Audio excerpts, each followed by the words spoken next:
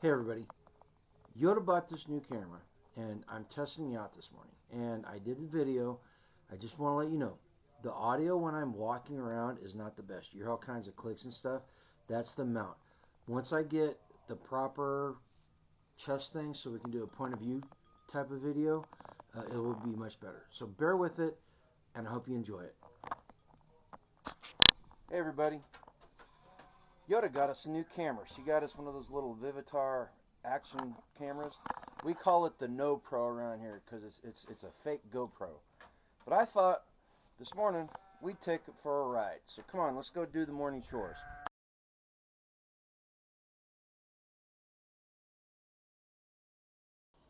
Well, as you can see, it's still kind of early. Sun's just coming up. It's unseasonably warm. It's like 48 degrees out here. But there's the crew. There's the furry kids. As you can see, they're all starving to death. At least by the noise you'd think so. That bed over there, that's where we buried Freya. Morning, Freya. Time to get up and watch the flock. But as you can see, everybody's just skin and bones in that crew because we feed them so little. And listen to that little one in the front making the noise. That's Buckwheat. He's the loudest one out of the group. He's also the smallest one. There's Lola and there's Sassafras. We're gonna try to breed Sassafras and Bucky and Lola together and try to make some small sheep or goats. All right, let's get the feed.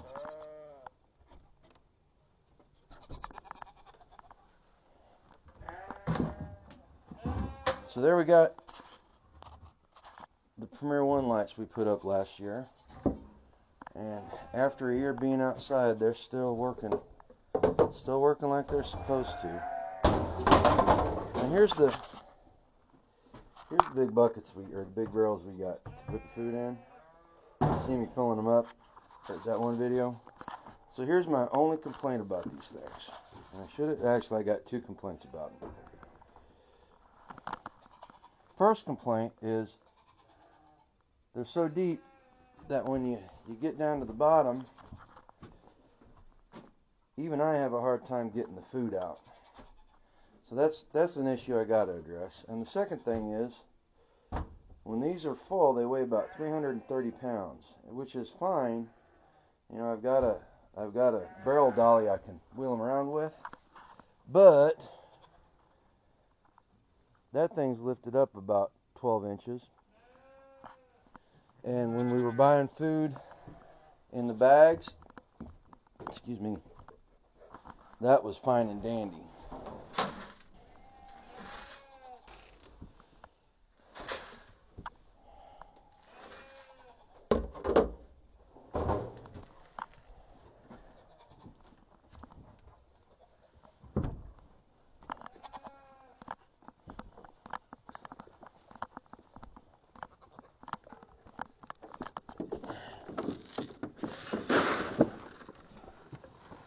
Buckwheat always does that. He always jumps up in there and has to sit inside the thing. And everybody acts like they're starving. Let's go get another bucket.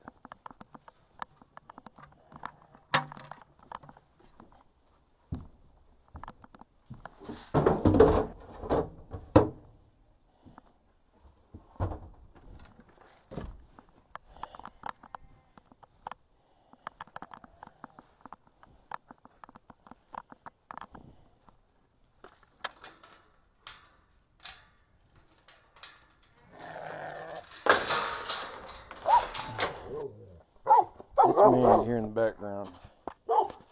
And we got some of these guys are pretty smart. Lola, get your mouth out of there. Get back.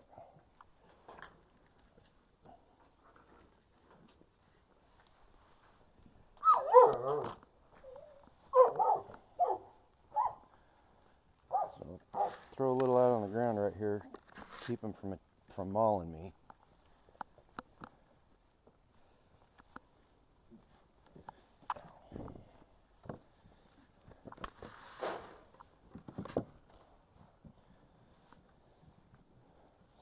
So Lola and Baby are over there. They know that if they stay there, they'll be able to get some food. Everybody else crowds around. Oh, look at that. That's Cindy baby. She is extremely pregnant. We're gonna have another lamb here pretty soon. We got some that are ready for butcher though. We got at least 2 that we need to send to the meat locker. But there they go.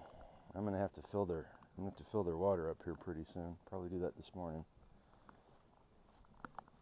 Lola looks like she might be a little pregnant too.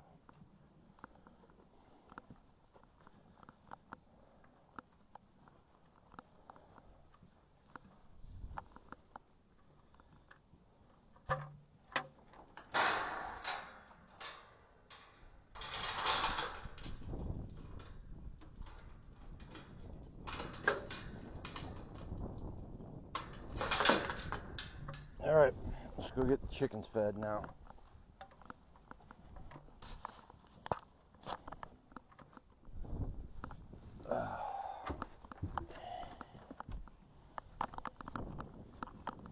So we feed the chickens the same feed as the goats and sheep. It runs about 20-21% protein, which is perfectly fine for the chickens. Though they enjoy the food, and we get good egg production as long as it's warm and the light's out. Hey, Annie, get your nose wet. Okay, you guys ready? You're gonna watch a jailbreak here.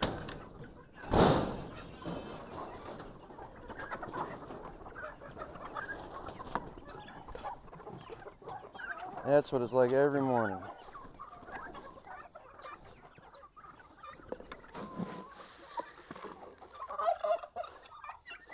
So I'll scatter it down around the ground and let them scratch on it. And then pardon the mess in here. This coop, I need to get in here and finish or clean it out again. And then I don't know if you can see it, but there's one of those roosts down on the ground. I took it apart, put it down so the small chickens could get up there in those nesting boxes. I got to put it back together. But next week or so, they're going to go into the new chicken coop, and so I'm going to go buy all the right screws and everything, or nuts and bolts, and put everything together. But that's what the chicken coop's looking like so far. We had a freestarter was in the area this last weekend, and he came over and helped me, and we put the roof on. We ended up skirting all around the building and did some work inside, and it's coming along. I got to build a door right here, and then put the wire in.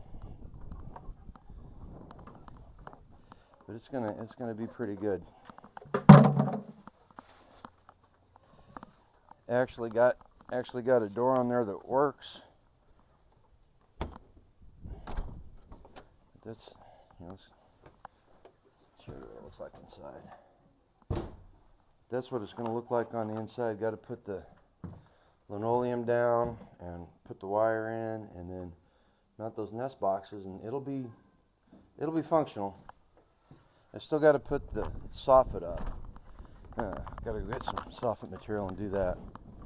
But hopefully this weekend I'll be able to get it done. Gonna be out hunting in the morning, but in the afternoons I'll be able to work on everything. So, go put this away.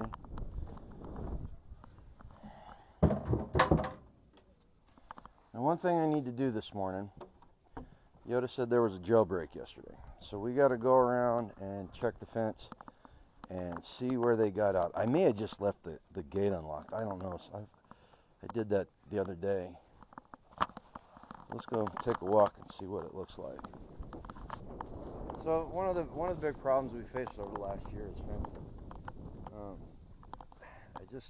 Number one, I had to learn how to put fencing up semi-properly.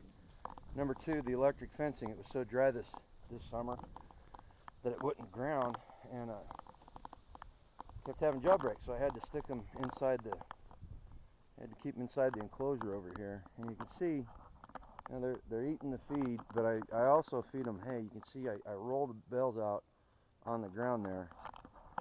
I'm trying to get it so that it's acting as a ground cover and will be the small grasses that are still in there will be able to grow this spring. So we're gonna find out. But they've denuded that entire area. They've eaten those trees over there. So I knew they were going to do that though. So those are going to come out. Those are going to be firewood eventually. This, let's see if I can show you. That right there is what goats will do to woven field fence. So you have to watch very closely. You know, I'm not seeing any place where they're getting out. They may have gotten out there. See, I can show you that. They are escape artists. So, all right. Let's head back. I gotta do the water and be done there. I need to come out here sometime in the next couple of weeks and cut that bad woven wire fence out and put something in there and shore up a couple other places. But you see, did quite a bit of cleanup.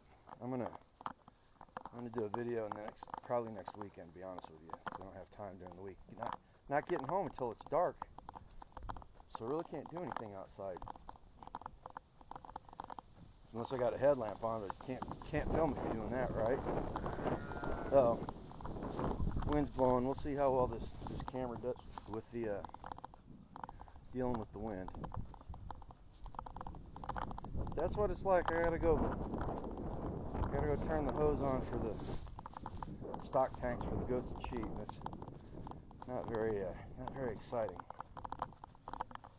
But I hope you guys at the very least found this entertaining. I mean, it's just seeing what a little snapshot of what it's like every morning around here. I mean, I got to do this. You get animals, you got to do this every single morning. The animals don't care if it's cold or if it's rainy or if you're not feeling well. Get that hose in there. They just don't care. If you make the commitment to doing this, you've got to do it every single day, no matter how you feel. I remember one time out at the old place, it was right before I got my blood clot. Now, if you haven't heard that story, I'll tell it sometime.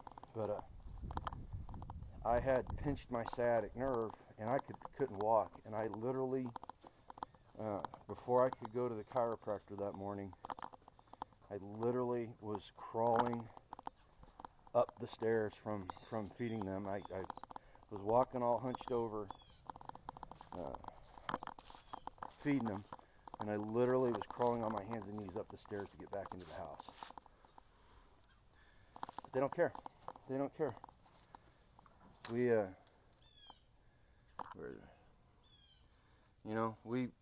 both unofficially got COVID in January 2020 before COVID was actually a thing, and felt like death warmed over for about a week. But I was out there taking care of them. Oh, look at that! There's a deer out there. Let me see if I can. I don't know if this camera, if you can see it. Let me turn this around. I don't know. Can you see her out there through the trees? The little doe. Yeah, deer season. Deer season opens tomorrow. So you're watching this. This is going to post Wednesday, so it's actually the opening day of deer season. So when you're watching this, I'm actually going to be out sitting in the woods, trying to put some meat in the freezer. But anyway, like I was saying, if you decide you want to commit and create a homestead, you got to understand that these are the things you got to do. These animals, you are their protector and you are their provider, and you don't get holidays, you don't get vacation time unless you pay somebody to take care of your animals for you. And it's not the life for everybody. I completely understand that. Now we always advocate being prepared, and we always advocate moving forward in your life and always pursuing a life done free. And I've said it once, I'll say it again. Homesteading is the ultimate expression of preparedness. I mean, where some people stack freeze-dried food in their closet, our preps are furry and have 4 legs, or they've got feathers and they lay eggs. You know, so it just depends on where you want to go on the spectrum. You know, and like I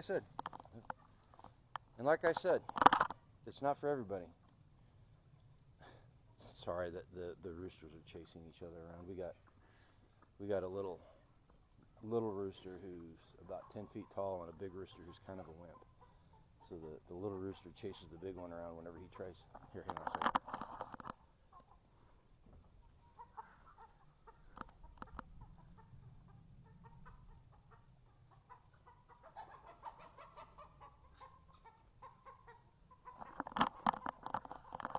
Yeah, that's what it's like every morning around here. Now, they'll chase him for about 5 minutes and then they'll get tired. And as long as the big rooster doesn't try to mount any hens where the little rooster can see him, there'll be peace and harmony in the barnyard. But yeah, so that's again just life here on the homestead. You know, I wish I could say that we were a full-blown homestead, but we're not. You know, we're not self-sufficient. I think I did that interview with Native the other day, and he made a good point. He said if you're not providing, if the homestead's not providing for itself financially, then you're not really truly homesteading.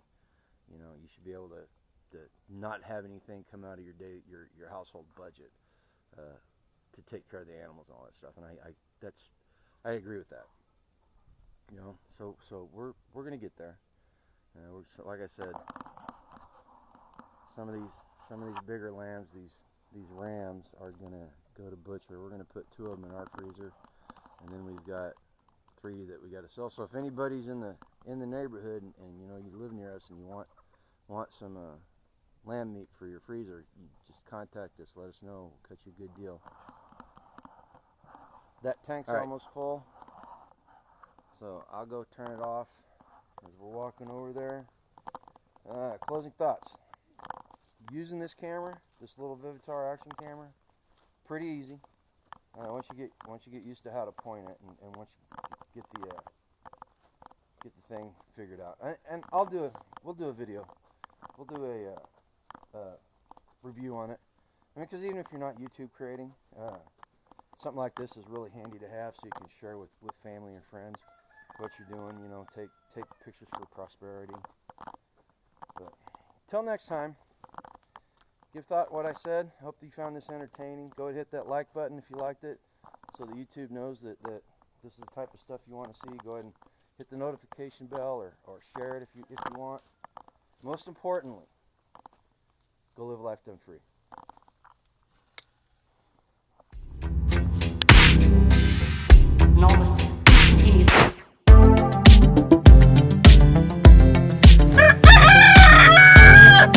Thanks, Milo.